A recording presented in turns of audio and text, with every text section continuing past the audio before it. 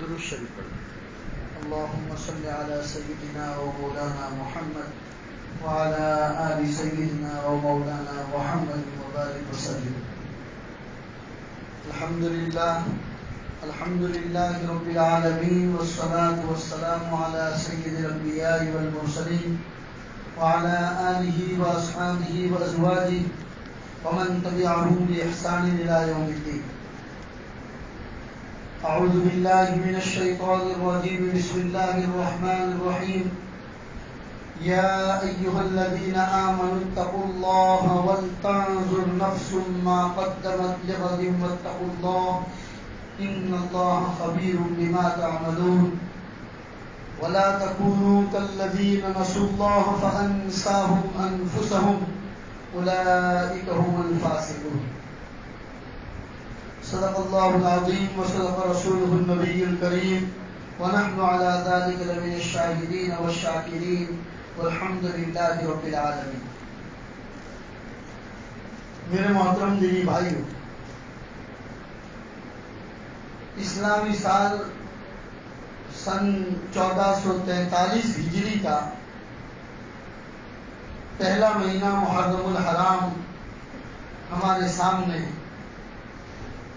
یعنی جس دن سے نبی پاک صلی اللہ علیہ وسلم نے مکۃ المکرمہ سے مدینہ المنورہ ہجرت فرمائی، اس دن سے ہماری اسلامی تاریخ شروع ہوتی۔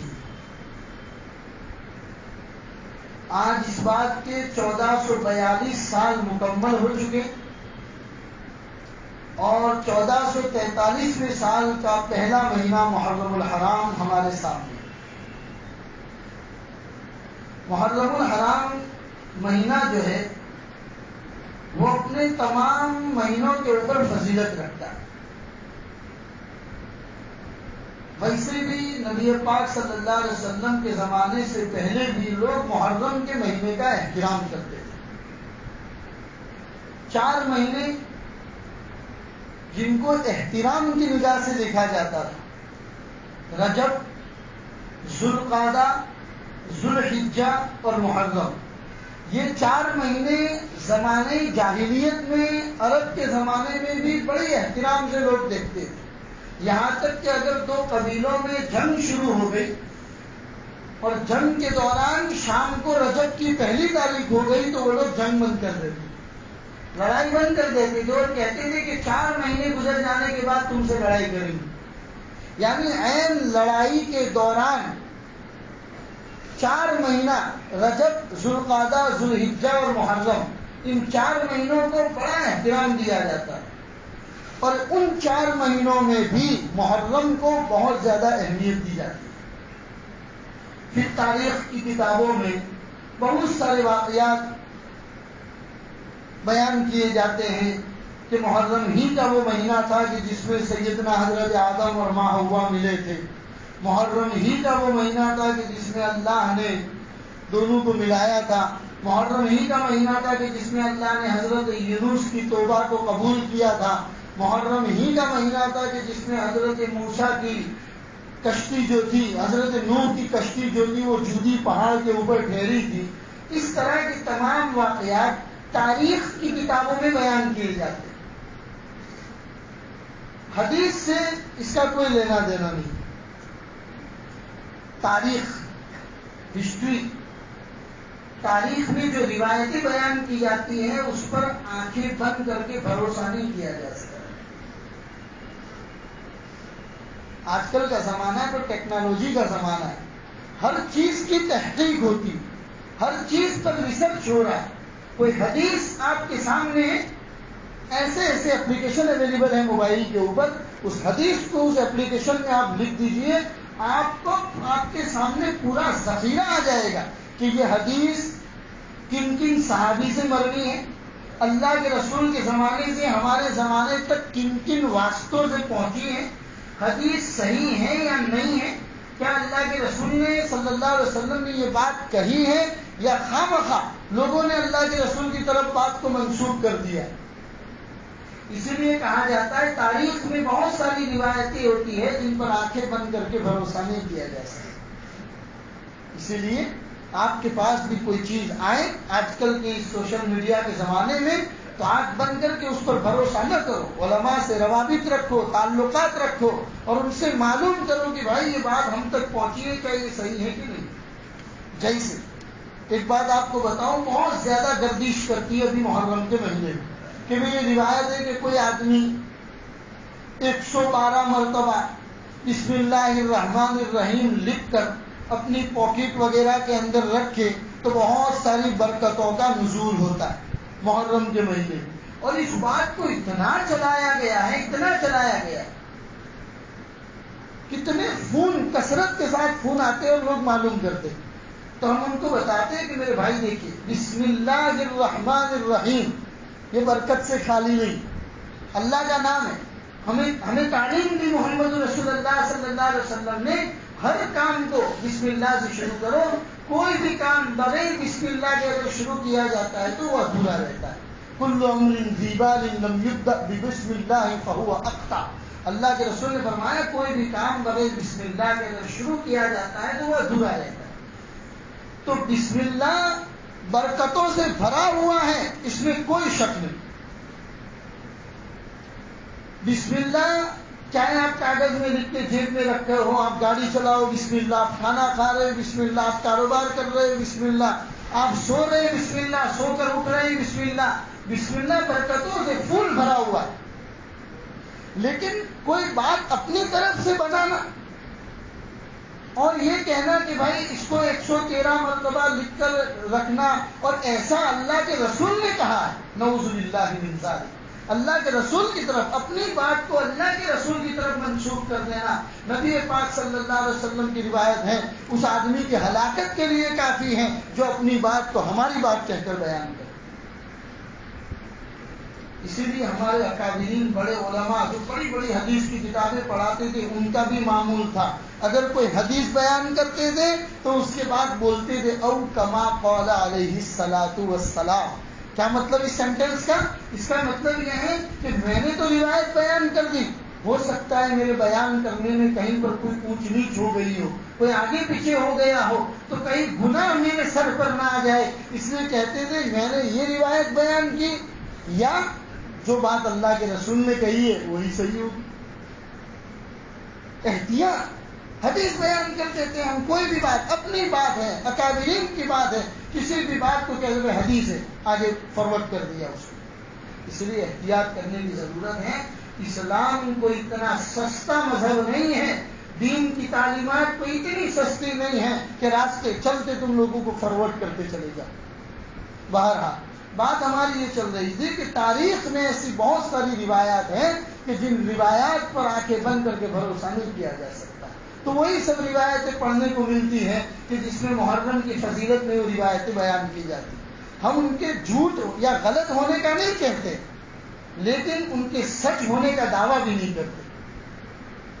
بہرحال نبی پاک صلی اللہ علیہ وسلم کے زمانے میں جب تک رمضان المبارک کی فضیلت رمضان المبارک کے روزے فرض نہیں ہوئے تھے، تب تک آپ صلی اللہ علیہ وسلم بڑے اہتمام کے ساتھ 10ویں محرم کا روزہ رکھا کرتے تھے۔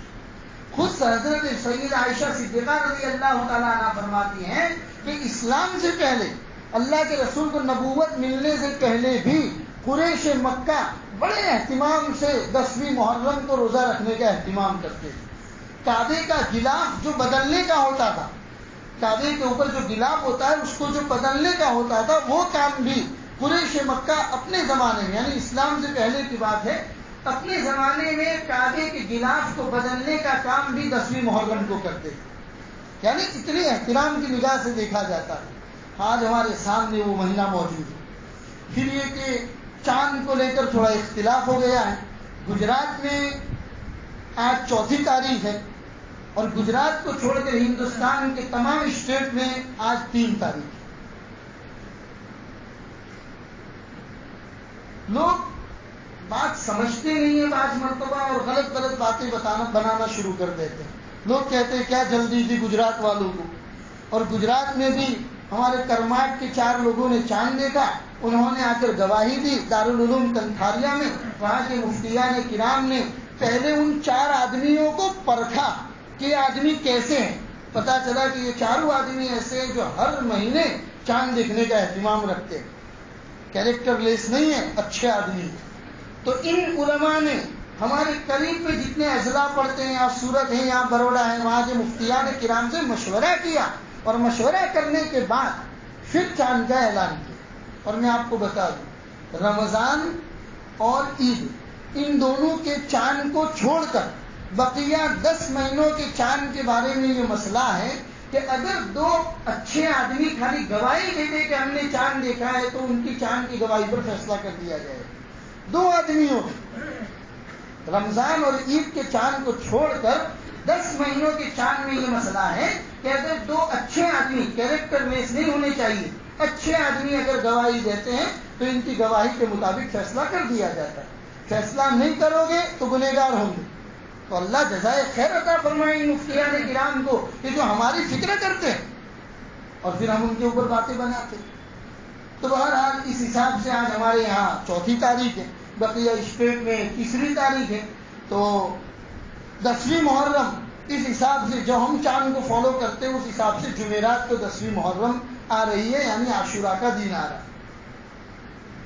عاشورہ کے روزے کے بارے میں ایک روایت یہ بھی ہے، اللہ کے رسول نے فرمایا کہ بھائی روزہ اگر رکھنا ہے تو یا تو 9-10 رکھو یا 10-11 رکھو۔ صحابہ نے پوچھا یا رسول اللہ ایسا کیوں؟ کہا 10ویں محرم کا روزہ یہودی لوگ بھی رکھتے ہیں، اس زمانے میں رکھتے تھے، آج کل کے یہودی نہیں ہو کیا رکھیں گے، اس زمانے میں یہودی رکھتے تھے۔ تو اللہ کے رسول نے فرمایا 10ویں محرم کا روزہ یہودی بھی رکھتے ہیں، اور ہمیں تعلیم دی گئی ہے اس بات کی کہ ہم جتنا ہو سکے یہودیوں کی مخالفت کریں، اسی لیے اپنے روزے کے ساتھ یا تو 9ویں کو ملا دو یا 11ویں کو ملا دو۔ تو دیش کا عمل ابھی ہمارے یہاں یہ ہے کہ اس سال ہم 10ویں اور 11ویں کو رکھیں، تاکہ اگر ہم مان لیں کہ آج ہمارے گجرات میں بھی جن لوگوں کو 4 تاریخ نہیں ماننی ہے، جو 3 تاریخ مانتے ہیں، تو ان کے مطابق جمعہ کا دن عاشورہ کا دن ہو جائے گا۔ تو جمعرات اور جمعہ کا روزہ رکھیں، اس کا اہتمام کریں، کوشش کریں، کیونکہ اس میں ثواب ہیں۔ نبی پاک صلی اللہ علیہ وسلم خود عاشورہ کا روزہ رکھتے تھے، اس کا اہتمام فرماتے تھے اور لوگوں کو عاشورہ کا روزہ رکھنے کی ترغیب دیتے تھے۔ بعض روایت میں کہ عاشورہ کا روزہ واجب تھا جب تک رمضان کے روزے فرض نہیں ہوئے، جب رمضان کا روزہ فرض ہو گیا تو اللہ کے رسول نے فرمایا اب 10ویں محرم کا روزہ آپ رکھو نہ رکھو آپ کو اختیار، لہذا میرے بھائیوں اس پر عمل کریں، اللہ ہم کو عمل کی توفیق عطا فرمائے۔ بہرحال اسلامی نیا سال شروع ہو رہا ہے، ہم مسلمانوں کو اپنے اسلامی مہینوں کے بارے میں معلومات ہونی چاہیے۔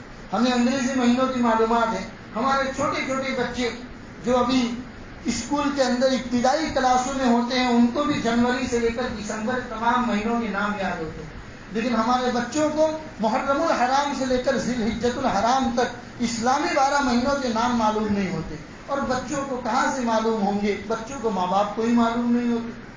لہٰذا میرے بھائی اس کی فکر کرو، یہ ہمارے اسلامی مہینے ہیں، اور ہماری عبادتوں میں بہت ساری عبادتیں ایسی ہیں کہ جن کا تعلق اسلامی مہینے کے ساتھ ہے۔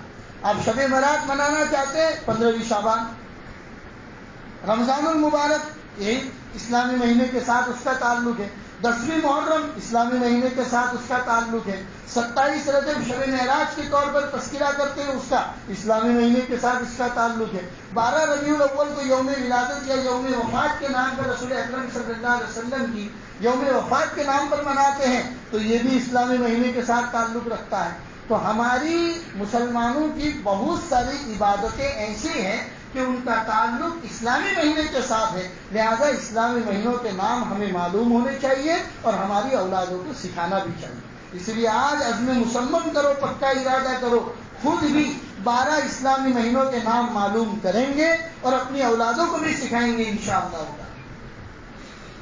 پھر یہ کہ اسلامی تاریخ ایک نیا سال، ہم نئے سال کی خوشیاں مناتے ہیں، اسلامی سال میں تو کوئی نہیں مناتا، البتہ انگریزی سال کے اندر 31 کے طور پر پوری رات خوشیاں منائی جاتی ہے۔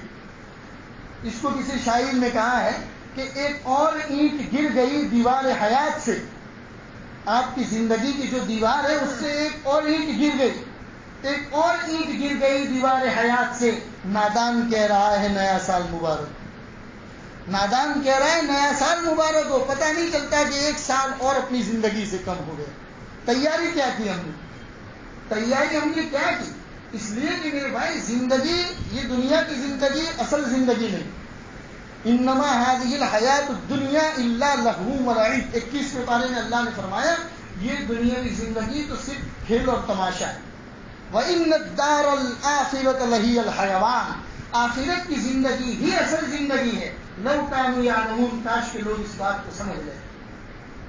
جب اصل زندگی ہم مسلمانوں کی بلکہ پوری دنیا کے انسانوں کی، ہم اسلام کو فالو کرتے ہیں، قرآن کی تعلیم محمد رسول اللہ کے اسباق ہے ہمارے سامنے کہ دنیاوی زندگی اصل زندگی نہیں ہے، آخرت کی زندگی اصل زندگی ہے، تو ہم نے آخرت کی زندگی کے لیے تیاری کیا کرنی؟ میں ایک روایت آپ کو پڑھ کر سناتا ہوں، ترمذی شریف کی روایت ہے، حضرت ابو ہریرہ رضی اللہ تعالیٰ عنہ بیان فرماتے ہیں کہ نبی پاک صلی اللہ علیہ وسلم نے فرمایا اغتنم خمسا قبل خمس، 5 چیزوں کو غنیمت سمجھو 5 چیزوں کے آنے سے پہلے، 5 چیزوں کو غنیمت سمجھو 5 چیزوں کے آنے سے پہلے۔ فرمایا شبابک قبل حرمی، اپنی جوانی کی قدر کرو بڑھاپا آنے سے پہلے۔ جب بڑھاپا سر پر آ جاتا ہے اس وقت رکوع اور سجدے میں کمر جھکانا بھی چاہتے ہیں تو کمر جھکا نہیں سکتے میرے بھائی۔ آج اللہ نے جوانی دی ہیں، چاہو تو اپنی کمر اللہ کے سامنے رکوع اور سجدے میں جھکا سکتے ہو تو جھکا لو، کل ایسا دین بھی آئے گا بڑھاپا آپ پر ایسا سوار ہو جائے گا چاہو گے پھر بھی نہیں کر سکو۔ اس لیے فرمایا اغتنم خمسا قبل خمس، 5 حالات آنے سے پہلے 5 چیزوں کی قدر کرو، اور اس میں پہلی چیز فرمائی شبابک قبل حرمک، اپنی جوانی کی قدر کرو اپنے بڑھاپے سے پہلے، صحتک قبل سقمک، اپنی تندرستی کی قدر کرو بیماری آنے سے پہلے۔ ابھی سب فل اینڈ فٹ ہے، حالات ابھی اچھے ہیں، کبھی ہمارے اوپر کوئی بیماری آ جاتی ہے، سردی زکام میں مبتلا ہو جاتا ہے، آج کل تو سردی زکام کو بھی کورونا کہہ دیا جاتا ہے، تو اس بیماری کے اندر مبتلا ہو جاتے ہیں تو حالات کیسے ہو جاتے ہیں؟ سوچتے ہیں تو سانس پھولنا شروع ہو جاتی ہے، ویسے سانس پھولنے کی شکایت نہیں ہے لیکن سوچتے ہیں تو سانس پھولنا شروع ہو جاتا ہے اور آدمی اسی کے ڈر کے مارے اللہ کو پیارا ہو جاتا ہے۔ اسی لیے کہتے ہیں بیماری اگر آپ کے پاس نہیں ہے، اللہ نے تندرستی دی ہے، اللہ کی بہت بڑی نعمت ہے میرے بھائی۔ پوچھو ان لوگوں سے، کبھی اسپتالوں کا دورہ کرو، ہاسپٹلوں میں جاؤ، بیڈوں کے اوپر جو لوگ پڑے ہیں ان سے جا کے معلوم کرو، ان سے پوچھو کہ اگر تمہارے پاس تندرستی ہوتی تو تم کیا کرتے؟ آج مہینہ ہو گیا بستر کے اوپر بیچارہ لیٹا ہوا ہے، چاہتا ہے نماز پڑھنا نہیں پڑھ پا رہا، چاہتا ہے عبادت کرنا نہیں کر پا رہا، اس سے پوچھو تندرستی کی قیمت کیا ہوتی ہے۔ اللہ نے آپ کو اور مجھے آج تندرستی عطا فرمائی ہے تو بیماری آنے سے پہلے تندرستی کی قدر کیجیے۔ تیسری چیز ہے غناءک قبل فقرک، اللہ نے اگر آج مالداری دی ہے، 2 پیسہ دیا ہے تو اس کی قدر کرو قبل اس کے کہ 2 روپے کے محتاج ہو جاؤ۔ ایک دن ایسا بھی آئے تمہارے اوپر کہ پیسہ خرچ کرنا بھی چاہو لیکن تمہارے پاس نہیں ہے، کیا خرچ کرو؟ کہیں ایسا نہیں ہے کہ غریبی میں مبتلا ہو جاؤ۔ اور فرمایا ایک روایت میں کاد الفقر ان یکون کفرا، بعض مرتبہ غریبی اتنی بری چیز ہے کہ آدمی کو بعض مرتبہ غریبی کفر تک پہنچا دیتی ہے۔ کاد الفقر ان یکون کفرا، اللہ کے رسول نے فرمایا بعض مرتبہ فقر ایک ایسی چیز ہے کہ انسان کو غریب کہاں تک کفر تک پہنچا دیتی، ایسا کام کرنے پر مجبور ہو جاتا ہے جس میں اس کے ایمان کا سودا ہوتا ہے۔ اس لیے اللہ نے اگر آپ 2 پیسے دیے ہیں تو اس کی قدر کرو۔ شریعت میں گیٹ بیلنس کرنے سے منع نہیں کیا، اللہ کے راستے میں خرچ بھی کرو، اپنے لیے اور اپنی اولاد کے لیے بھی رکھو۔ اسی لیے فرمایا غناءک قبل فقرک، قبل اس کے کہ تمہارے اوپر تمہاری غریبی سوار ہو جائے، مسکنت سوار ہو جائے، اس سے پہلے اللہ نے جو کچھ دیا ہے اس کی قدر کرو۔ اور چوتھی چیز فرمائی فراغت قبل شغلک، اللہ نے اگر آپ کو آج فرصت دی ہے تو اس فرصت کی قدر کرو قبل اس کے کہ تم کہیں کسی کام میں مشغول ہو جاؤ، بزی ہو جاؤ، اور ایسا بزی شیڈیول تمہارا بن جائے کہ تم عبادت کرنا چاہو تو بھی نہ کر سکو۔ اس لیے اللہ نے اگر فرصت کے اوقات دیے ہیں تو فرصت کے اوقات کو ضائع نہ کرو۔ میرے بھائیوں، آج ایک اوقات کی ناقدری ایک ایسی چیز ہے کہ سب سے زیادہ پوری دنیا میں مسلمان اس میں مبتلا ہے۔ ٹائم پاس پوری دنیا میں کون کرتا ہے؟ ٹائم کو ضائع کون کرتا ہے؟ چاہے وہ سوشل میڈیا پر ہو، چاہے وہ چائے کی لاریوں پر ہو، چاہے وہ ہوٹل کے ٹیبلوں پر ہو، یا چاہے وہ گھومنے پھرنے کی چیزوں میں ہو، سب سے زیادہ اوقات وقت اگر کوئی برباد کرتا ہے پوری دنیا لیول پر تو مسلمان، سب سے زیادہ وقت کی بربادی مسلمان کرتا ہے۔ منزل کچھ نہیں ہے نا سامنے، ماں باپ نے اپنی پرورش میں پلنے والے بچوں کو ان کا فیوچر کچھ بتایا ہی نہیں، مستقبل ان کے سامنے کچھ نہیں ہے۔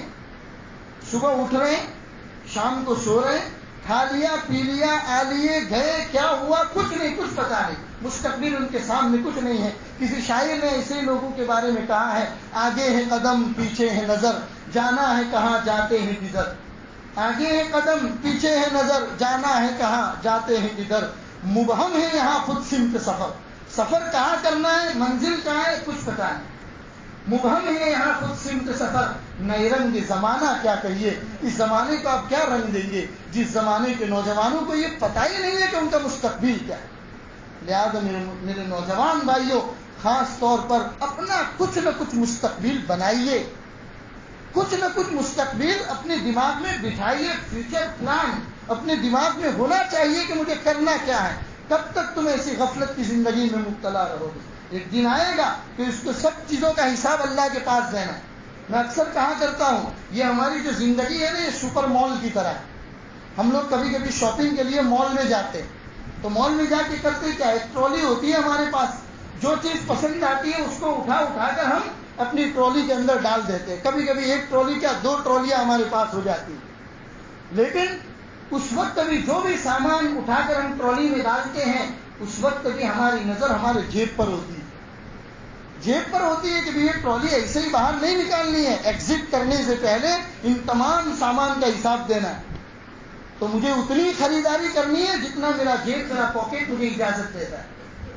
تو زندگی، ہماری دنیا کی زندگی ایک سپر مال کی طرح ہے کہ جس طرح مال میں کوئی سامان آپ اٹھاتے ہیں تو اس وقت آپ پہلے اپنی جیب سے پوچھتے ہیں کہ میرے جیب اس سامان کو خریدنے کی اجازت دیتا ہے کہ نہیں دیتا۔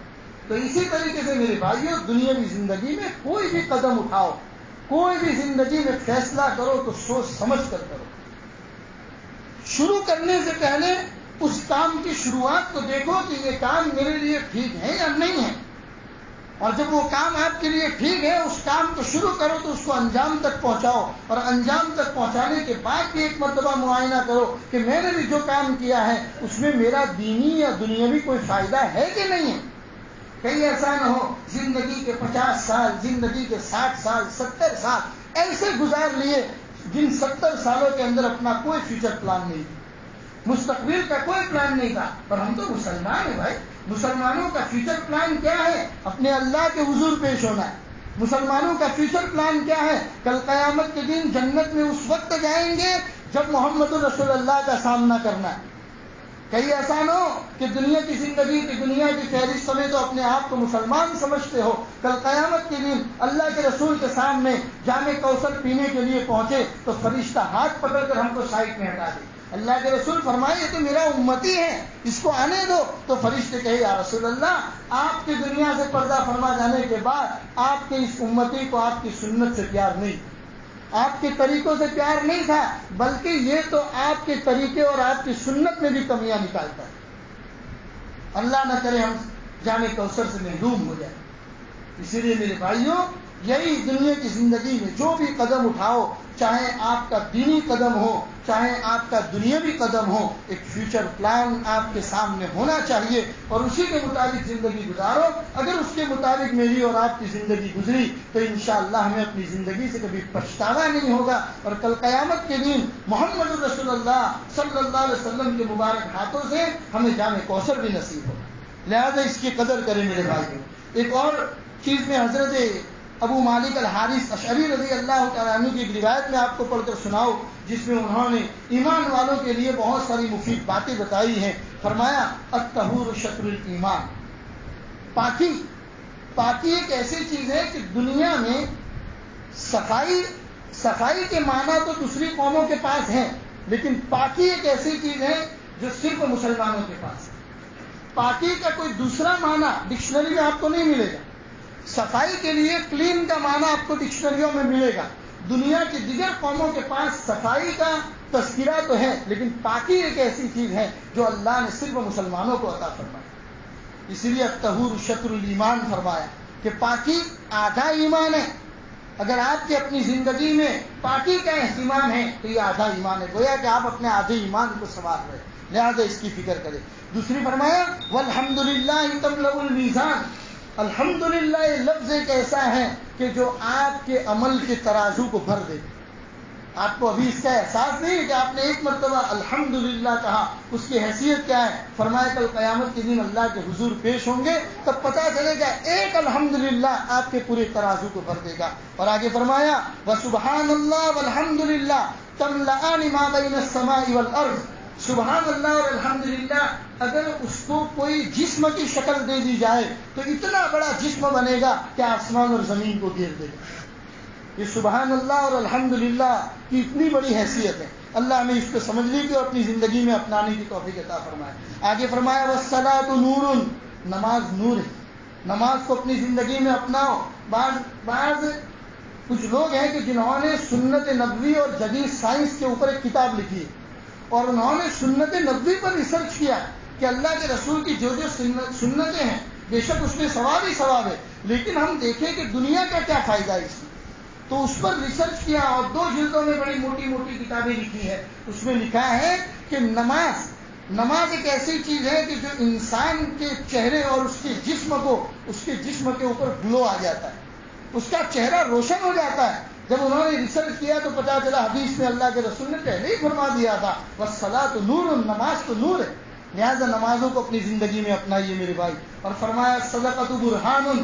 صدقہ دلیل ہے. صدقہ ایک ایسی چیز ہے جو جیسے دلیل، ایک وکیل کو پوچھیے کہ دلیل کی کیا حیثیت ہوتی ہے.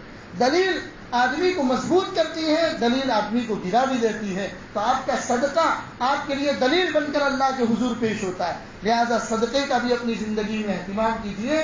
صدقہ بڑی بڑی بلاؤں کو ٹال دیتا ہے میرے بھائی. لہذا گھر سے صبح نکلو، جب بھی اپنے کاروبار کے لیے، اپنے کسی بھی کام کے لیے گھر سے نکلو تو گھر میں، جیسے میں نے پہلے بھی آپ کو کہا تھا، آج بھی آپ کو یاد دلا دوں، اپنے گھر کے اندر ایک چھوٹا سا ڈبہ بنا دو. اسٹیل کا چھوٹا سا ڈبہ بازار میں ملتا ہے، اپنے گھر کے اندر اس کو بنا دو. اور گھر سے جب بھی نکلو تو اپنی طاقت اور حیثیت کے مطابق روپیہ، 2 روپیہ، 5 روپیہ، 10 روپیہ صدقے کی نیت سے اس ڈبے کے اندر ڈال کر نکلو. کوئی ضروری نہیں ہے کہ روزانہ آدمی آپ کو راستے میں ملے اور آپ صدقہ دو. تو اچھا یہ ہے کہ ڈبے کے اندر ڈال دو. مہینے کے اخیر میں آپ کے پاس ایک اچھی سی رقم جمع ہو جائے گی. اس رقم کو سب سے پہلے اپنے قرب و جوار میں دیکھو کہ میرے محلے میں، میری سوسائٹی میں کوئی مستحق، کوئی بیوہ، کوئی یتیم، کوئی مسکین ہو تو اس کو صدقے کی رقم پہنچا دو. خدا پاک کی قسم کسی مسکین کو صدقے کی رقم پہنچاؤ گے اور اس کے چہرے کے اوپر جو خوشی ہوگی، اس خوشی کو دیکھ کر آپ اپنے اندر جو فیلنگ میں جو آپ محسوس کریں گے اس کو آپ زبان میں بیان نہیں کر سکتے. لہذا صدقہ دلیل ہے. اور فرمایا والصبر ضیاء. اور صبر روشنی. صبر کو بھی اپنی زندگی میں اپناؤ. بات کے ہائپر ہو جانے کی ضرورت نہیں ہے. بات کے اوپر اپنے آپ کو غصے میں ڈال دینا، لوگوں سے لڑ لینا، لوگوں سے جھگڑ لینا، یہ اسلام کی تعلیم نہیں ہے. والصبر ضیاء. صبر جو ہے وہ روشنی ہے. اگر آپ صبر کی عادت ڈالو گے آپ کے لیے راستے بنتے چلے جائیں گے. اور فرمایا والقرآن حجت لک او علیک. قرآن یا تو تیرے لیے حجت ہے یا تیرے اوپر حجت ہے. عمل کرے گا تو یہ تجھے پکڑ کر جنت کے دروازے تک پہنچا دے گا. قرآن کو اگر پسے پشت ڈال دے گا تو یہی قرآن تجھے برباد کر دے گا. یہ روایت میں فرمایا کل الناس یغدو. فرمایا ہر آدمی صبح اٹھتا ہے. یہ روایت پوری روایت پڑھ رہا ہوں میں ابھی آپ کے سامنے.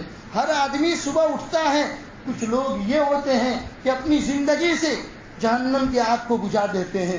کچھ لوگ وہ ہوتے ہیں جو اپنی زندگی سے جہنم کی آگ کو بھڑکا دیتے ہیں. اللہ ہمیں ان لوگوں میں سے بنائے جو جہنم کی آگ کو بجھا دیتے. اللہ ایسے عمل کرنے کی یہ جو روایت میں نے آپ کو پڑھ کر سنائی، یہی نئے سال کا پیغام ہے. انہی چیزوں کو اپنی زندگی کے اندر اپنانا ہے. اللہ تبارک و تعالی ہم سب کو اس کو اپنی زندگی میں اپنانے کی توفیق عطا فرمائے. وصلی اللہ علی النبی الکریم وعلی آلہ واصحابہ اجمعین برحمتک یا ارحم الراحمین. بہت سارے لوگ اپنے مرحومین کی ایصال ثواب کے لیے دعا کی گزارش کرتے ہیں. کچھ بیمار ہیں تو ان کی شفا کے لیے دعا کی گزارش کرتے ہیں. جمعہ کا مبارک دن ہے، ان کے لیے دعا کریں. کل ہمارے بھی ایک رشتہ دار گزر گئے، تو ان کے لیے بھی دعا کرے اللہ تعالیٰ ان تمام کو غریق رحمت فرمائے، اللہ ان کی قبروں کو منور فرمائے۔